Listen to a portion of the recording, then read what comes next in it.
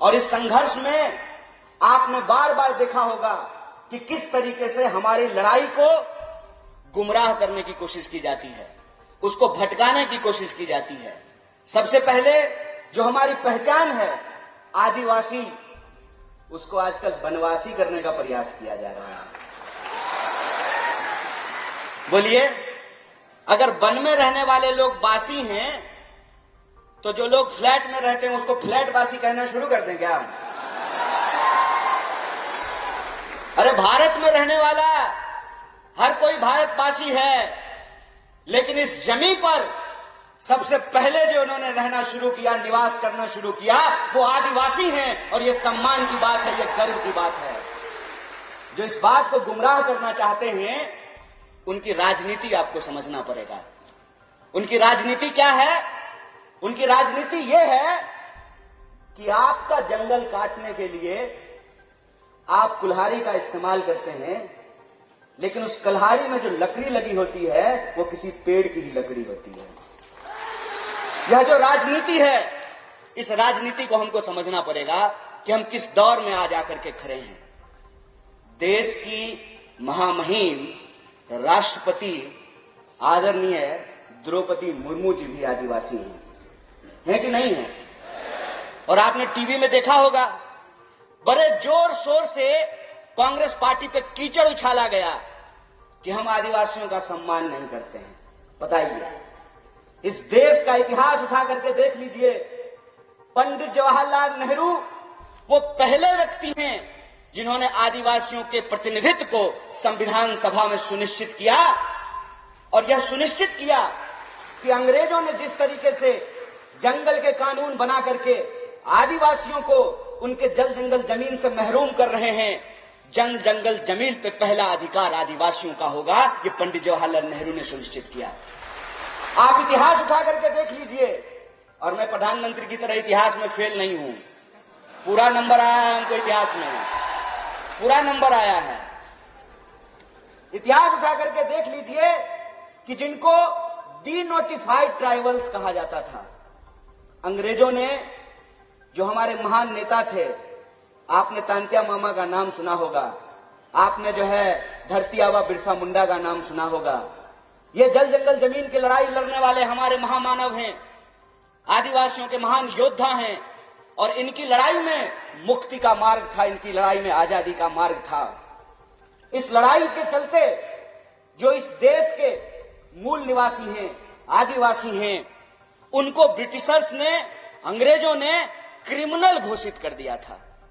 आपको इतिहास जानना चाहिए कि सबसे पहले पंडित जवाहरलाल नेहरू ने उसको डीनोटिफाइड किया, कहा कि वो क्रिमिनल नहीं है, इस धरती पे उनका पहला हक है, वो पहले नागरिक हैं, पहले अधिकारी हैं। कांग्रेस के इतिहास की बात करते हैं। आप मुझे बताइए, हमारे साथी ने बिल्कुल ठीक कहा, अगर आपका वोट और हमारा वोट एक नहीं हुआ होता, क्यों पत्रकार महोदय, आपका वोट और एडिटर का वोट एक नहीं होता? बोलिए, महिला और पुरुष का वोट एक नहीं होता? हेलीकॉप्टर पर उड़ने वाला और साइकिल पर चलने वाला का वोट अगर एक नहीं होता तो जया साह के पप्पा इंदौर का चक्कर लगा रहे होते? बोलिए, सुने हैं डैडी जी घूम रहे हैं आजकल जया साह के। क्यों घूम रहे हैं? ये वोट का अधिकार आपको कैसे मिला है? ये वोट का अधिकार आपको थाली में परोस करके गिफ्ट नहीं मिला है।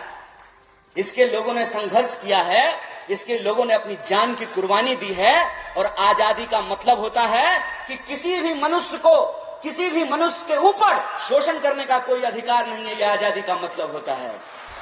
और यही जो आजादी का मतलब है, इस मतलब को हमारे देश के संविधान की प्रस्तावना में लिखा गया है। क्या लिखा गया है? हम भारत के लोग, भारत में रहने वाला, चाहे हिंदू हो, मुसलमान हो, सिख हो, ईसाई हो, बुद्धिस्ट हो, जैनी हो, पारसी हो, यहूदी हो, हर कोई भारतवासी है ना। जब भारत में रहने वाला हर कोई भारतवासी है तो चाहे गोंड हो, भील हो, उरांव हो, सभी लोग आदिवासी हैं। यह एकता हमको समझनी पड़ेगी, यह एकता हमको बना करके रखनी पड़ेगी। इनकी चालाकी आपने देखी है, एक दूसरे से लड़ा रहे हैं। ये क्यों लड़ा रहे हैं? ये इसलिए लड़ा रहे हैं ताकि हमारी शक्ति आपस में बट जाए। मणिपुर जल रहा है। मणिपुर में मणिपुर के रहने वाले लोग को ही आपस में लड़ाया जा रहा है और सरेआम आपके रूंगटे खड़े हो जाएंगे। यहां बैठी हुई महिलाओं से मैं हाथ जोड़ करके माफी मांगता हूं। बतौर पुरुष हमने आपके ऊपर बहुत सारा अत्याचार किया है, इसके लिए हाथ जोड़ करके हम आपसे माफी मांगते हैं। शर्म आती है कि आजादी के 75 साल बाद भी बदला निकालने के लिए निर्वस्त्र होकर के आप एक महिला को घुमा रहे हैं और आप कहते हैं कि हमने आदिवासी महिला को राष्ट्रपति बनाया है। आप एक आदिवासी महिला को राष्ट्रपति बनाए हैं और एक आदिवासी महिला को निर्वस्त्र करके घुमाया जा रहा है और महामहिम अपने मुंह से एक शब्द नहीं बोलती है। यह बात हमको समझनी पड़ेगी कि लकड़ी काटने वाले कुल्हाड़ी में भी लकड़ी लगा होता है। इस राजनीति को हमको समझना पड़ेगा। हमको समझना पड़ेगा कि अगर जो हमारा वोट और आपका वोट एक है, महिला और पुरुष का वोट जो एक है, हेलीकॉप्टर पर चलने वाला और फॉर्च्यूनर पर चलने वाला और टूटी हुई साइकिल लेकर चलने वाला का वोट जो एक है, यही वोट की ताकत है कि यह जमहूरियत जिंदा है, यह लोकतंत्र जिंदा है। 5 साल के लिए ही सही इनको जनता के बीच जाना पड़ता है, जनता की अदालत में आना पड़ता है और अपनी नाकामियों को छुपाने के लिए तरह तरह का झूठ बोलना पड़ता है। अभी हमको एक पत्रकार पूछ रहे थे कि गृह मंत्री ने कहा है मां बाप ने कितना सुंदर नाम रखा है, नड़ोत्तम, नड़ों में उत्तम, और काम कैसा है, निकृष्टम। कैसे है निकृष्टम? निकृष्टम ऐसे है कि भाई तुम सरकार चला रहे हो, 20 साल से तुम्हारी इस प्रदेश में सरकार है और तुम विपक्ष की तरह सवाल पूछ रहे हो।